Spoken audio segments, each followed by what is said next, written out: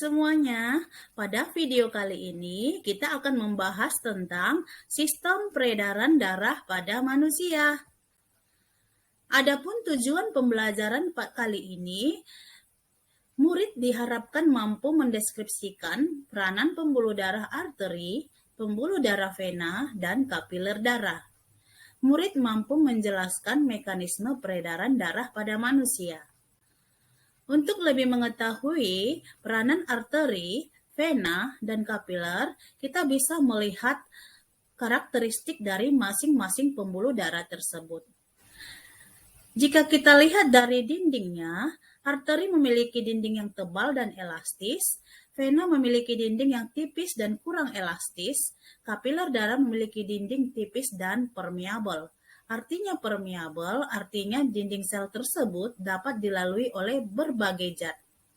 Kemudian, arah alirannya. Arteri, arah aliran darah itu yaitu meninggalkan atau keluar dari jantung. Vena, aliran darahnya menuju atau masuk ke jantung. Pada kapiler, aliran darah itu berawal dari arteriol. Dari tekanannya, pada arteri, tekanannya sangat kuat, sehingga jika pembuluh arteri terpotong, maka darah akan memancar deras. Pada pembuluh vena, tekanannya lemah, jika terpotong, darah hanya merembes atau menetes. Pada kapiler, tekanan itu memiliki tekanan yang sedang. Nah, darah yang dibawa oleh pembuluh arteri itu mengandung banyak oksigen, kecuali pembuluh arteri yang menuju ke paru-paru karena dia membawa darah yang mengandung karbon dioksida. Pada pembuluh vena, membawa darah yang banyak mengandung karbon dioksida, kecuali pembuluh vena yang berasal dari paru-paru karena membawa darah yang kaya akan oksigen. Pada kapiler darah, banyak mengandung oksigen. Dari letaknya, pembuluh arteri terletak lebih ke dalam permukaan tubuh, pembuluh vena terletak dekat dengan permukaan tubuh, pembuluh kapiler terletak di antara pembuluh arteri dan vena.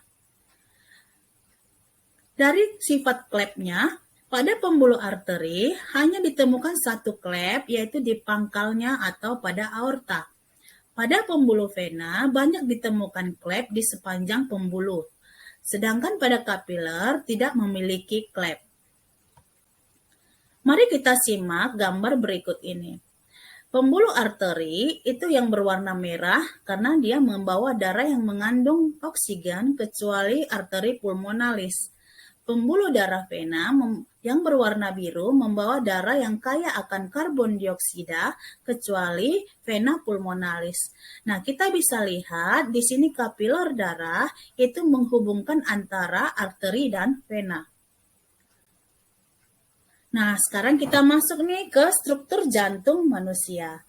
Nah, kita lihat mulai dari atas sisi kiri. Aorta adalah pangkal batang arteri, pembuluh arteri. Kemudian, terdapat di sampingnya vena cava superior, lalu katup pulmonalis yang menuju ke bagian paru-paru, vena pulmonalis yang membawa darah dari paru-paru menuju ke serambi kiri.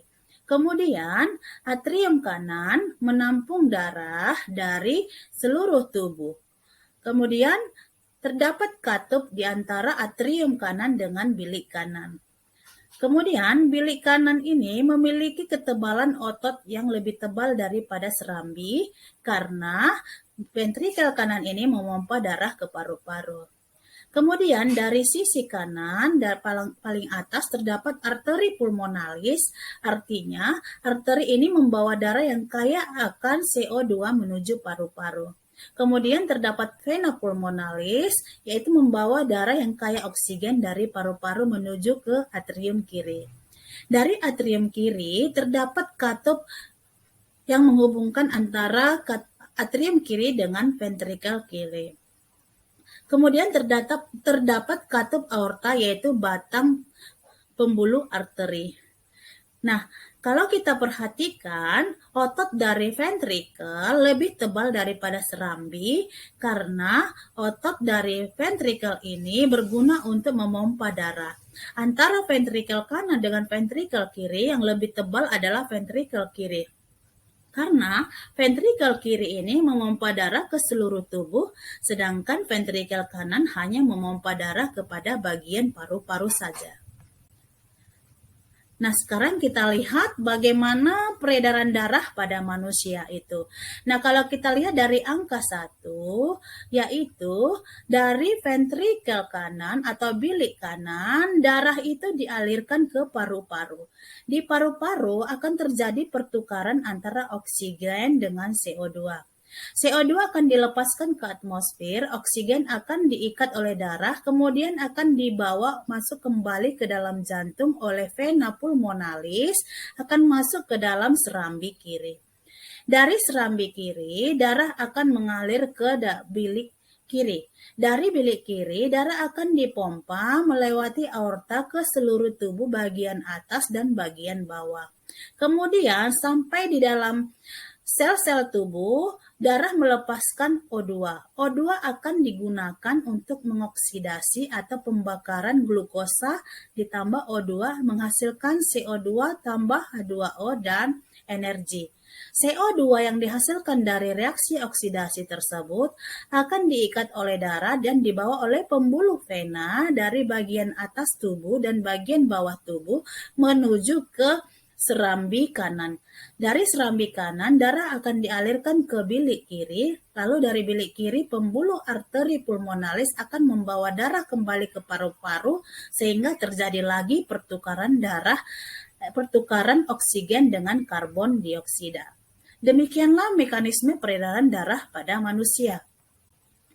Dari penjelasan kita tadi, maka didapatkanlah dua peredaran darah pada manusia, yaitu ada peredaran darah kecil dan peredaran darah besar.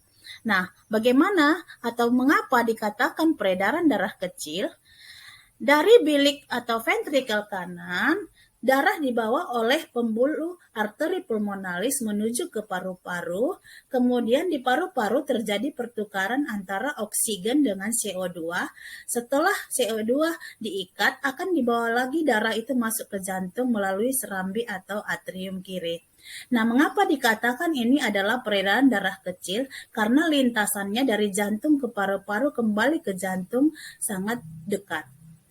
Nah, kemudian peredaran darah besar itu dimulai dari darah yang ada pada bilik atau ventrikel kiri itu akan diedarkan atau dipompa oleh jantung ke seluruh tubuh bagian atas dan seluruh tubuh bagian bawah. Kemudian setelah darah yang mengandung oksigen digunakan, maka dihasilkan darah yang mengandung CO2 dan dibawa kembali masuk ke dalam jantung melalui serambi atau atrium kanan. Nah, mengapa ini dikatakan peredaran darah besar? Karena lintasan peredaran darah dari jantung menuju ke seluruh tubuh dan kembali ke jantung perjalanannya sangat jauh. Dari penjelasan yang saya sudah jelaskan, maka kita masuk sampai ke kuis peredaran darah. Nah, di sini ada keterangan antara angka 1 sampai yang ke-12. Nah, murid-murid diharapkan mampu menjawab kuis ini dari hasil penjelasan yang sudah saya jelaskan tadi.